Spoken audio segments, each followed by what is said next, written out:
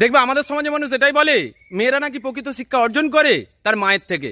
কোনো পরিবারের মা যদি তার বাবাকে সম্মান করে, ওই পরিবারের মেয়েটা কিন্তু বিয়ের পরে তার স্বামীকে যথেষ্ট সম্মান করবে।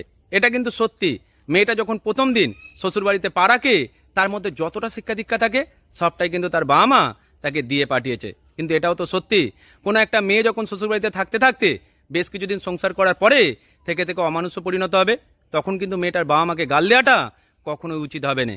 মেয়েটার বাবা মা শিক্ষা দীক্ষা নিয়ে আলোচনা করাটা কখনোই উচিত হবে না। কারণ আমরা প্রত্যেকেই জানি মেয়েরা মানিয়ে চলতে ভালোবাসে, মেয়েদেরকে মানিয়ে চলতে হবে, এটাই মেয়েদের জীবন। আর সেক্ষেত্রে কোনো একটা মেয়েকে তার বাবা মা যত ভালোই শিক্ষা দিয়ে শ্বশুরবাড়িতে পাঠাক না কেন, কিন্তু শ্বশুরবাড়ির মানুষজন যদি অমানুষ হয়ে থাকে, তাহলে মেয়েটা তার বাবা মার ভালো শিক্ষা মনে রেখে লাভ কী হবে? আর তখনই একটা মেয়ে শ্বশুরবাড়ি অমানুষদের সঙ্গে মিশতে মিশতে নিজেকে কখনো অমানুষে পরিণত করে ফেলে। তাই একটা মেয়ে শ্বশুরবাড়িতে থাকা অবস্থায় ভুল করে ফেললে তার বাবা মাকে গালাগাল না দিয়ে শ্বশুরবাড়ির মানুষজনের মনে রাখা উচিত যে তারা অমানুষ বলেই আজকে মেয়েটা মানুষ থেকে অমানুষে পরিণত হয়েছে।